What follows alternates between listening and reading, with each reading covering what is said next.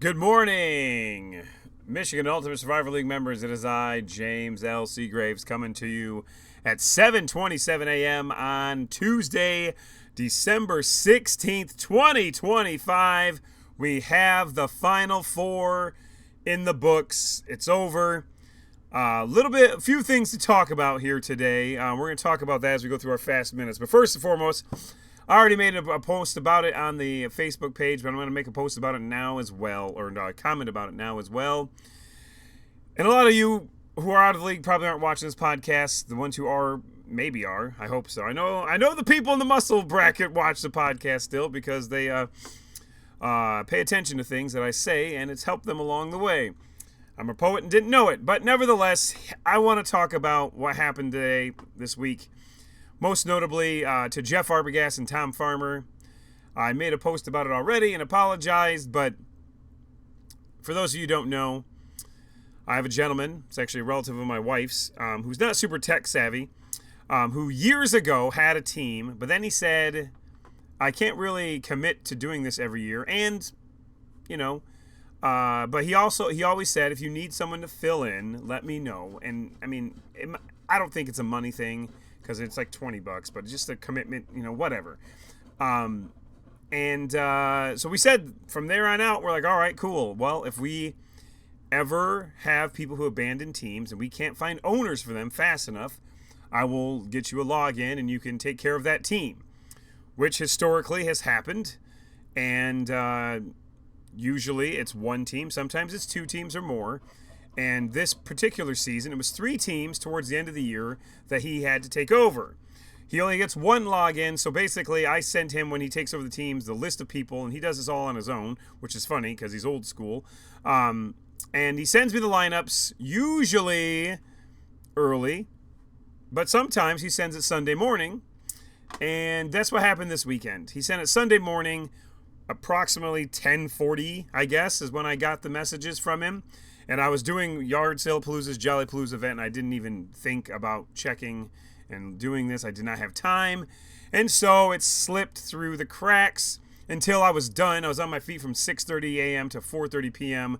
Once the Lions game started, I sat down checking out on football scores and realized, so shortly before then, I was actually in the bathroom before the game, but if you must know, realized that I never put in his lineups, which sucked because it's the playoffs and there's not supposed to be randomizers in the suck bracket, and this wasn't a randomizer, as people could see. So I owned up to it. I was too busy to put it in, and I basically took victories from Jeff and Tom. But had I been a diligent person and put it in when I got it at 10:40-ish, they would have never won anyway. So it is what it is. Both of them have reached out to me and commented at least that they're no hard feelings. They get it. There are no free victories in MUSL. There can be free victories in Suck when the lineup is not submitted. The lineup was submitted. I just didn't do it on time because the login he had was shared with the third team, and that one was already eliminated. So nevertheless, my apologies to the league. I owned up to it. People seem to be very supportive of this, and hey, I try not to make mistakes, but when I do, I own up to them, and there's that. So he moves on, both teams, and again, if he wins, he will win the $50. So he has a vested interest here. So I don't want to rob him of that either. And he's been there since basically year 3. He's been our government subsidized owner, as we say. Anyway, so there's that. I want to get over that real quick. We're going to go straight to so my apologies to Jeff and Tom, but we love you, and I appreciate you being understanding in this matter. But now we're going to go to the fastest minutes. I have not looked at the scores. I know who won, but I've not looked at the games. I haven't seen who started who. We're going to break it down right now as we get into the fastest minutes in football. Here we go. The game of the week was in the suck bracket as Marcus Towns goes on to the Elite 8, I believe, of the suck bracket. Super Cyclones over Steel City Sackers. Dustin Hansen season comes to an end at the hands of Joe Burrow's .75 point performance. But that wasn't it. It was Travis Etienne and Brian Thomas Jr. The Jaguars put up huge points, and these two gentlemen helped them with that. Also helped Marcus Towns, who's down at Verizon, but he's up in MUSL as he wins and moves on to the Elite Eight. Good performance by Steel City Sackers, 90 points. We get to the muscle bracket. The big dance is at stake. Everyone from here on out has won $100. They're going for the finals for a guaranteed $350 total, up to $800 total. Patriot Thunder. His season was saved by Jalen Hurts' ineptitude last week.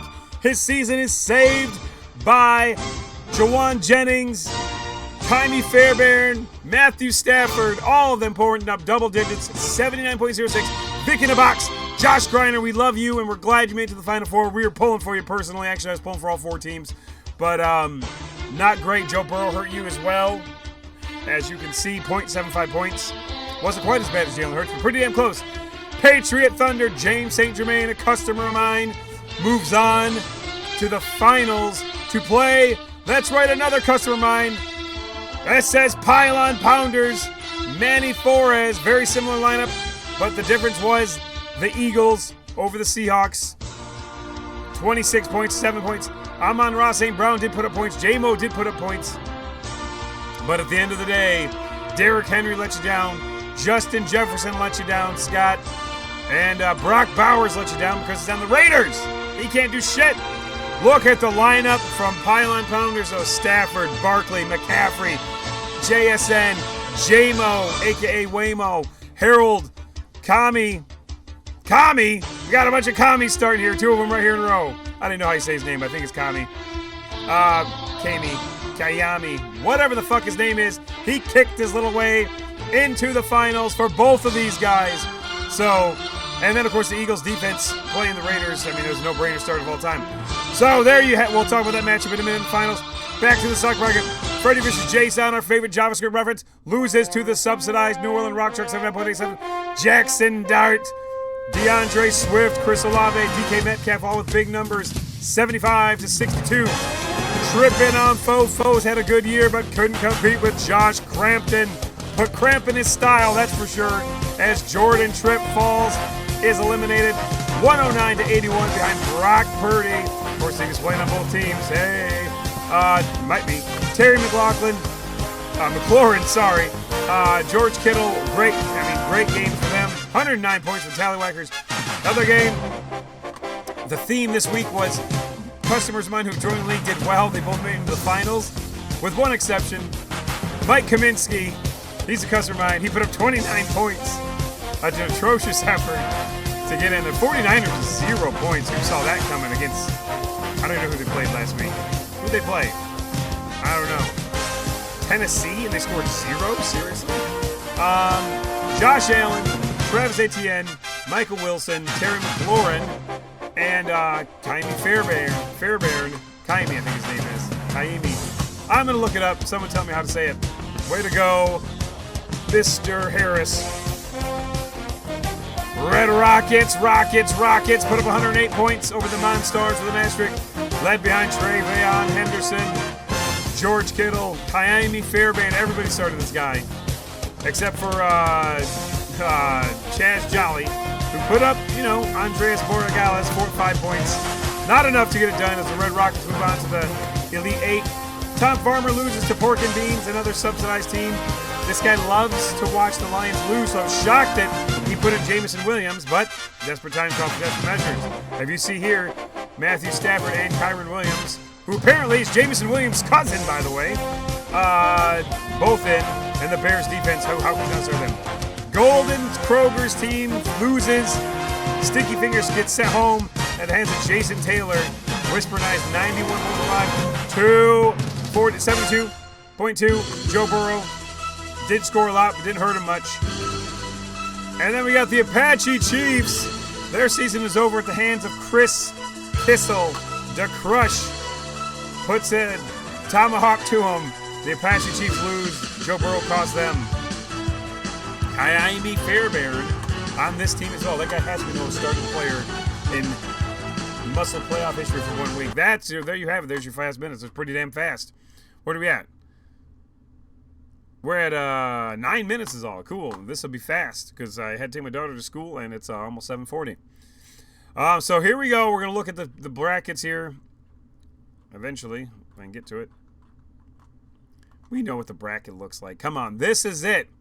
the MUSL Finals. As you can see from the logo, from the thumbnail here, Patriot Thunder, the number 4 seed overall, 8-3 for the season. James St. Germain going up against the number 14 seeded Pylon Pounders, who had a chance, who's also 8-3 by the way, had a chance to win the division. Played a little conservative then, which is rewarding him now because he's got these players to use.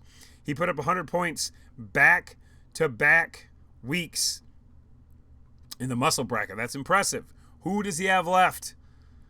We won't spoil it for you, but if you know how to find it, you can find it. I said it last week or 2 weeks ago when I did this podcast. He shared with me who he had left, and it was impressive. He's used a lot of guys since then. You know, like my first girlfriend in middle school. She used a lot of guys. Just saying. First girlfriend in middle school, not elementary school. I'm still friends with that girl. The middle school girl, meh. Don't know where she is. She probably has 14 kids now, at least. Speaking of 14 kids, how about Phillip Rivers, huh? What a guy. He might be starting for one of these teams in the finals. Hey, I doubt it. But yeah, there we go. That's your matchup. Customer versus customer for me. So I have an equal rooting interest to see both these guys do well because that means more money to spend at the Verizon store. So I'm rooting for you both. I haven't seen who James St. Germain has. I don't know who Manny's used. I'm not going to say anything and ruin anything. But I will say this. There is no tomorrow. There is no third place game to worry about for you guys. This is it. I would like to think that Manny let it rip this week with that lineup I read earlier, but you never know. He might still have more in the chamber. Guarantee he's got Phillip Rivers at the very least. So, and then we get down to the suck bracket. We're in the Elite 8. We have the government-subsidized New Orleans Rock Chucks taking on Marcus-Town Super Cyclones. He's only a couple wins away from $50. That's a nice little Christmas bonus. Josh Crampton and the Tallywhack. Oh, by the way, I forgot to mention here. You can't see it here because I probably should have put it on here. But the third place game is happening before we go over the suck bracket. That would be Mukovitz and Josh Greiner. So please do not pull a Dom Mulkey and not submit a lineup. Greiner, Mukovitz. You're going for an extra $100 today or this week. So put in the lineup, third place.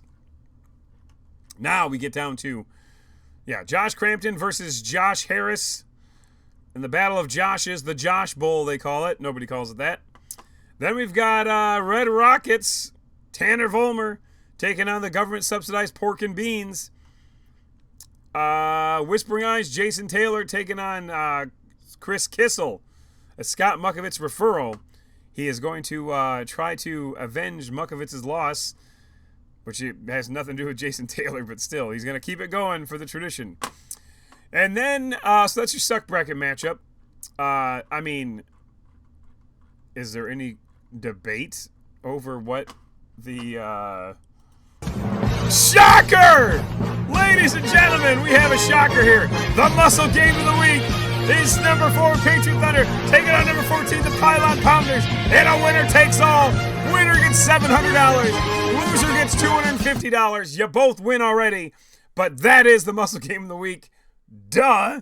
Was there any debate? I don't know. This Super Cyclones versus New Orleans Rock Chucks has no significance whatsoever compared to that. So yeah, there's that. Oh, two things to talk about here. One is not official, but I'm toying with it. I think it'd be kind of fun, and it really put pressure on these people who have bailed on the league already. I'm toying with, this is probably the dumbest idea ever, but I think it'd be kind of cool.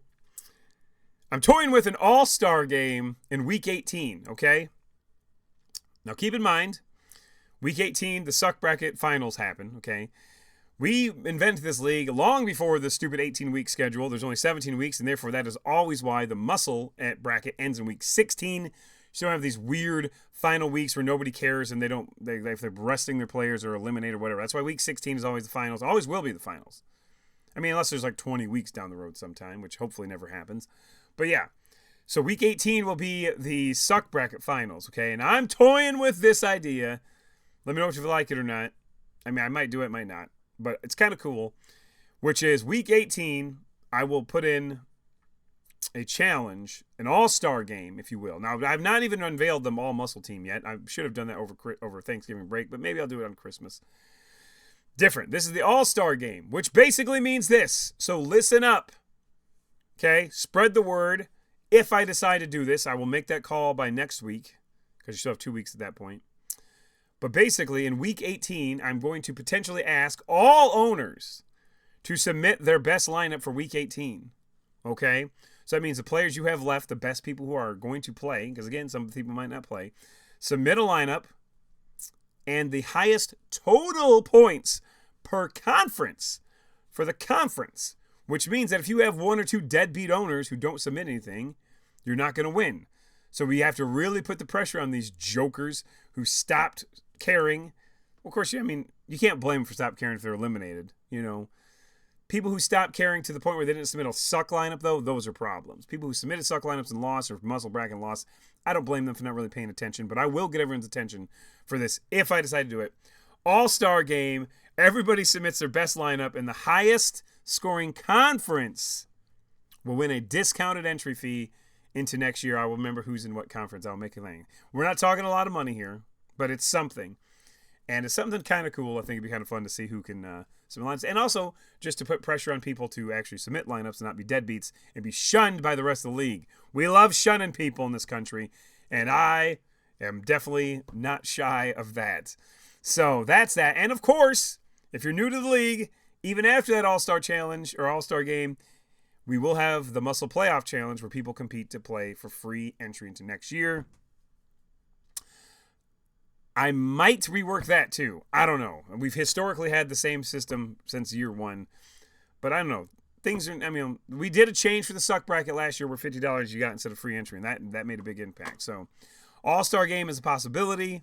Playoff Challenge will happen in some capacity, no doubt. Good luck to Manny. Good luck to James St. Germain. Good luck to everyone in the suck bracket. I will assure you that there will not be a delay in putting in the subsidized lineups this week because I will be at the Lions game, but that game doesn't start till 4:20, so it'll be in long before that. In fact, as soon as I get, I'll put in. So if it might already be in, I don't know. So all right, guys, have a great day, and we'll see you on the flip side. Hey, oh, by the way, if you have kids, this is a shameless plug here, but if you have kids and you want to do something fun on Friday night, come support myself. Come support Double C's. Cody Cole, who's an owner here, as well as Cassandra, who has all 3 owners, have everything on the line this Friday night from 5 to 10 at the Michigan Sports Facility for Family Fun Night. It is our next big venture. We invested heavily into getting this thing going, so we could really use the support. Come out, $10 a person, $40 for family of up to 6, or it could be a group of 6, doesn't matter to me. Cassandra does care, but I don't care. Bring them in. Tons of inflatables, basketball, pickleball, yard games, video games, board games, the whole 9 yards, and it's going to be a good time. We're going to do it once a month to start, and we're committing to doing this. So we want to launch it off right. So come on down, and hopefully we'll see you there. And love y'all. Have a great time. Have a great day, and we'll see you next week with the finals recap.